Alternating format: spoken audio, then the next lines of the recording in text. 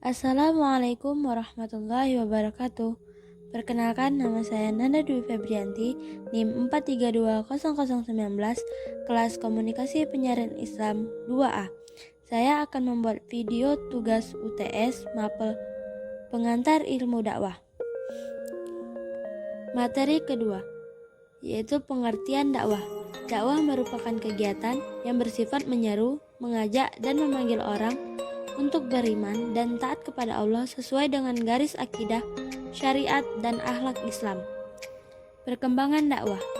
Di zaman sekarang ini, dalam lingkup perkembangan teknologi komunikasi, dakwah pun berkembang sedemikian rupa dan alhasil telah menjerumus ke media sosial. Hukum dakwah. Sebagian para ulama menyatakan bahwa hukum dakwah adalah wajib aniyah atau wajib bagi setiap individu. Sedangkan sebagian ulama lainnya berpendapat bahwa hukum dakwah adalah wajib kifayah. Istilah-istilah dalam dakwah. 1. Tablik. 2. Khutbah. 3. Nasihat. 4. Fatwa. 5. Tabsyir. 6. Tanzir. Materi yang ketiga, yaitu dakwah sebelum Islam.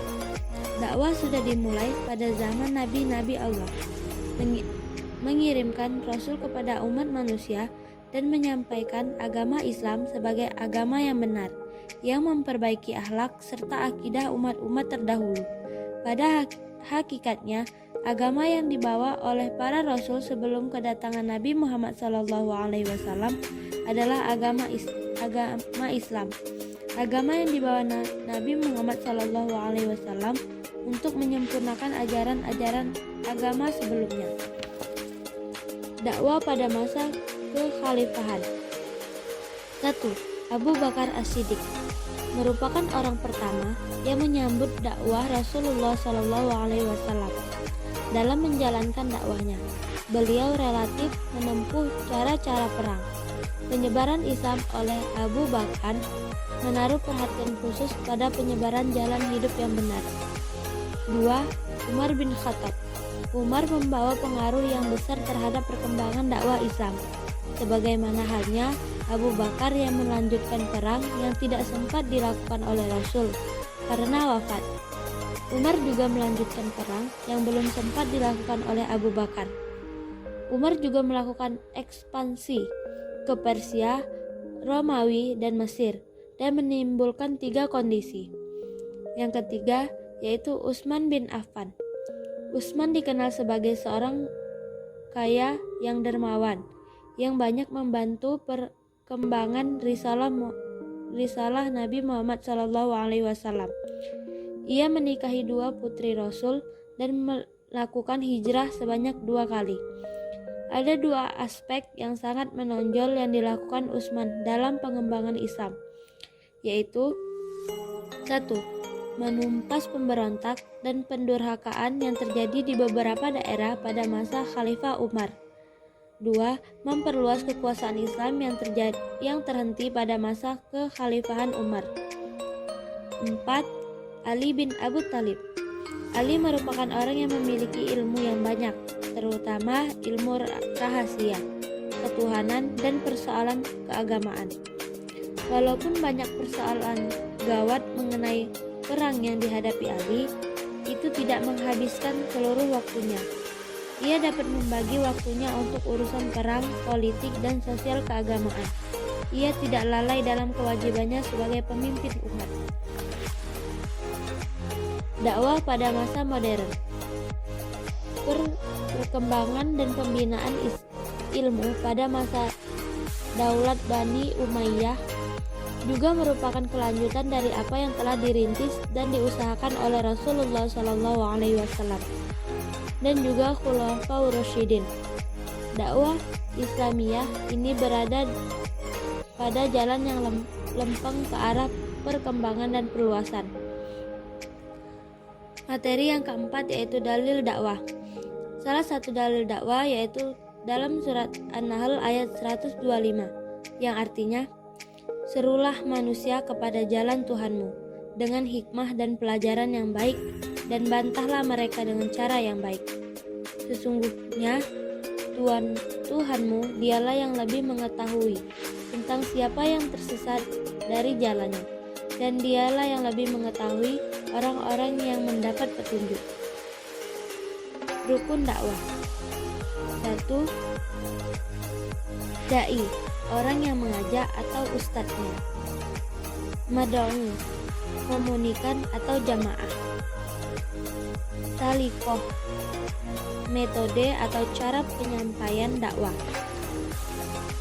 Wasadail, sarana atau media apa yang digunakan.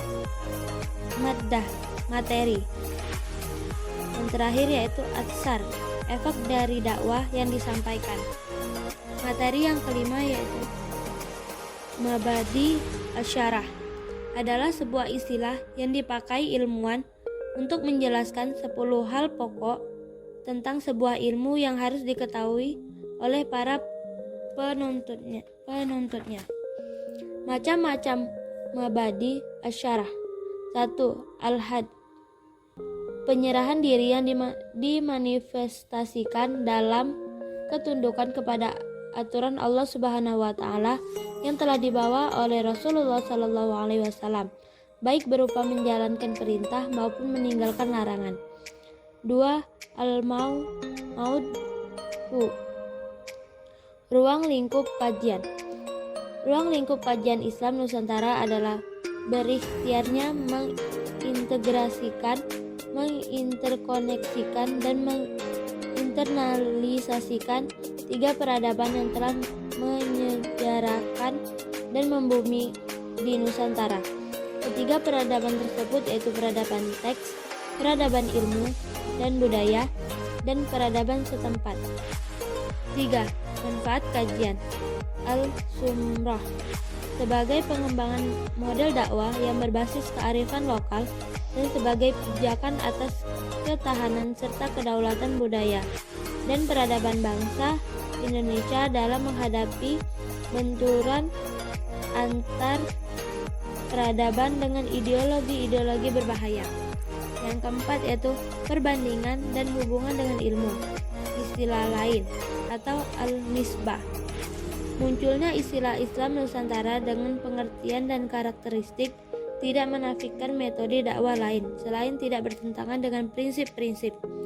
Yang kelima yaitu keistimewaan. Al-Fad, melahirkan sistem ilmu pengetahuan yang berwatak dan berkarakteristik sosial Nusantara dan mendorong tindakan-tindakan emansipasif demi tugas mencerdaskan humanisasi dan kesejahteraan sosial. Yang keenam, perintis atau Al-Wadi adalah organisasi massa Islam terbesar di Indonesia, yaitu NU, melalui para akademis pasca sarjana Stainu atau UNU Jakarta. 7. Sebutan resmi Al-Ism, Islam Nusantara. 8. Sumber pengambilan kajian Al-Timdad, manusia Nusantara adalah aktor dan sekaligus kreator disiplin kajian Nusantara, akan melahirkan ilmu pengetahuan, budaya, dan peradaban yang berbasis dari sosial Nusantara secara normatif bersumber pada Al-Quran, hadis, dan ijtihad ulama. 9. Hukum mempelajarinya. Al-Syar'i, kajian Islam Nusantara merupakan metodologi dan perspektif baru bagi seorang muslim Nusantara, maka hukumnya wajib dipelajari bagi para juru dakwah. 10. Pokok-pokok masalah yang dikaji. Al-Masail, kajian tentang tradisi dan karakteristik masyarakat Nusantara, geologi keilmuan, sanad ilmu, sanad spiritual, dan masih banyak lagi. Materi yang keenam yaitu pengertian strategi dakwah. Strategi dakwah artinya metode, siasat, taktik yang digunakan dalam aktivitas dakwah. Ada 2 hal yang harus diperhatikan, yaitu 1. Strategi merupakan rencana tindakan termasuk penggunaan metode dan pemanfaatan berbagai sumber daya atau kekuatan. Strategi disusun untuk mencapai tujuan tertentu. Strategi yang digunakan dalam usaha dakwah haruslah memperhatikan beberapa asas dakwah, yaitu A. Asas filosofis, B. Asas kemampuan dan keahlian, C. Asas sosiologis, D. Asas psikologis, E. Asas efektivitas dan efisien. Macam-macam strategi dakwah memiliki 3 bentuk. A. Strategi sentimental yang memfokuskan aspek hati dan menggerakkan perasaan dan batin mitra dakwah. B. Strategi rasional. Beberapa metode yang memfokuskan pada aspek akal pikiran. C. Strategi indrawi. Al-manhaj al-hisi. Metode kumpulan dakwah yang berorientasi pada panca indera dan berpegang teguh pada penelitian dan percobaan. 7. Uslub. Materi yang ketujuh yaitu uslub dakwah. Uslub dakwah atau metode dakwah adalah suatu cara dalam melaksanakan dakwah agar mencapai tujuan dakwah secara efektif dan efisien. Macam-macam uslub. 1. Uslub al-hikmah adalah metode dakwah yang meletakkan segala sesuatu pada tempat dan porsinya. 2. Uslub al-mau'izah al-hasanah adalah metode nasihat atau petua yang baik. Metode ini dapat dimanifestasikan dalam bentuk perkataan yang jelas, lembut dan santun. 3. Uslub mujadilah qudwah hasanah merupakan metode dakwah dengan keteladanan yang baik. Karakteristik uslub dakwah. 1. Rabbaniyah atau berorientasi ketuhanan, bertujuan hanya menyerukan kepada Allah dan agamanya. 2. Syamilatun ghairun juz'iyatin, menyeluruh dan tidak parsial. Dakwah bersifat menyeluruh, mencakup seluruh nilai-nilai ajaran Islam. Yang ketiga yaitu mu'assiratun ghairun taklidiyah atau kekinian dan tidak kuno, senantiasa berkembang dengan seiringnya perkembangan zaman. 4. Ilmiah, berdasarkan ilmu, yaitu berdasarkan bukti yang jelas. 5. Mahaliyatun wa'alamiyatun, lokal dan global, yaitu wilayah kerja dakwah begitu luas dan diperuntukkan bagi seluruh manusia. Sekian yang dapat saya jelaskan, saya akhiri. Wassalamualaikum warahmatullahi wabarakatuh.